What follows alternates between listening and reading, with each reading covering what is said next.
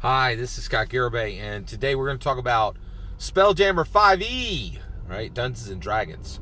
All right, so let's talk about this thing, and let's talk about the shape of it and what its structure is as a setting, okay? I had no idea how expansive classic Spelljammer was. So I think this thing came out in like the early 90s, and it's really interesting. So if you want to know what Spelljammer is, right, you can go over to JordFan. I know this PH is silent.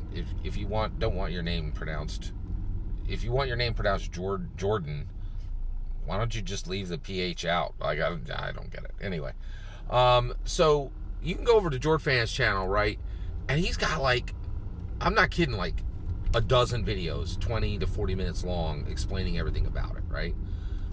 And that's really valuable, right? And I've actually watched a little bit of that, and I think I might watch more of that as we get into, getting closer to the real Spelljammer 5e, right? The Spelljammer that matters, right? I'm Scott Garibay, so I want to know, can you explain Spelljammer to me as quickly as possible? I'm going to do it right now. Spelljammer is the space between. It is the space between. It is space between. Right? It's just two words, space between, right? Between what?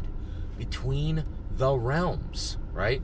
So actually the original Spelljammer, it was realm space. Now what was realm space? Realm space was really Faerun space, the space around Faerun, the world.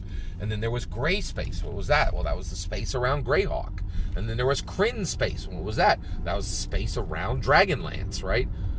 It is literally the sea of space around these each distinct D&D settings, right?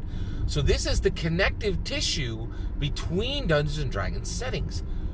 That is incredibly exciting, right? Like, because, and it also is very D&D and very fantasy, right? So like so there's a lot. So once you realize, this is traveling between space, between different settings, it gets really exciting, right? Because the first thing you get these naval adventures, right? So you're going into a naval setting and you have ships, right? And by the way, we already have an amazing ship book for Dungeons & Dragons 5e. If you're not on Ghost of Saltmarsh, get on that thing. Kate Welch, organized the heck out of that thing, and that is an amazing book. It is really, really good. It's in, Keelland. Man, is that thing, there's some real gems in the 5e library. It's amazing, right? So I love that book.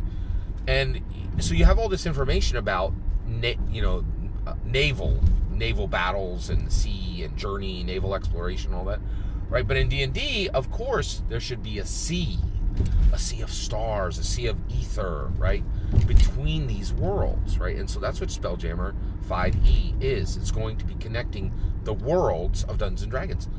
What are the worlds of Dungeons & Dragons today, right? By the way, what are our settings today in Dungeons & Dragons 5e? They have 3 settings provisioned, right? Here you go. Eberron is a 5e provisioned setting, right? We have a book for it, right? Mentioned. Mystara is mentioned in Dungeons & Dragons 5e, but it is not kitted out. There's no book for it, right? So if you want to play a Mystara, you don't really have a lot of guidance.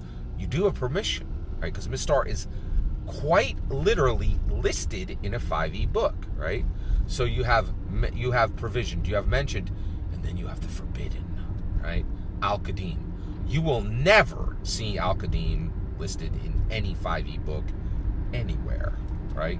It is a forbidden setting, right?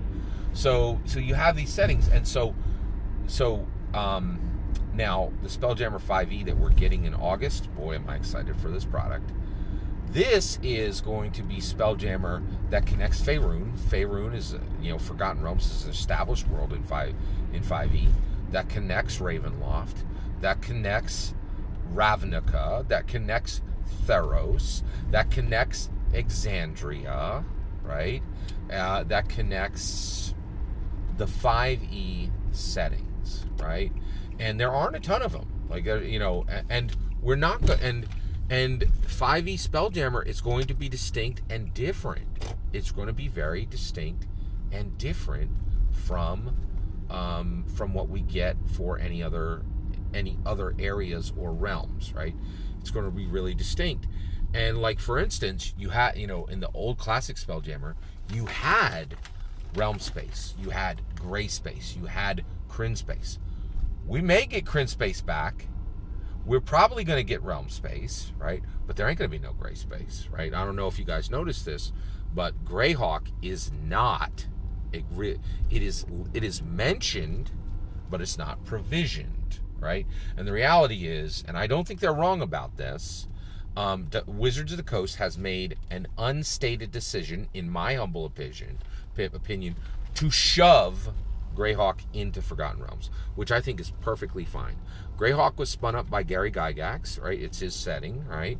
But Ed Greenwood came along and just, he virtually destroyed Greyhawk. There is no need for Greyhawk. It is incredibly duplicative of Forgotten Realms, and it doesn't have anything unique or special that can't just get shunted right into Forgotten Realms, right? So we're going to have this, and by the way, so how do you get from one setting to another? You do it on these really very robust, cool spaceships, literally spaceships, right? So ships that fly in space, right? And it's going to be really neat. And Star Lancers, right? These swimming sharks that are almost like Bronco, like Mustangs that would go across the west, right? And so we have this incredibly wonderful, delightful, awesome setting coming, right? From specifically Spelljammer 5e. So Spelljammer 5e, and by the way, there was a ton of material for Spelljammer in D&D 1e or 2e. I think it was in 2e, right? So Spelljammer was really in 2e. So pretty sure of that.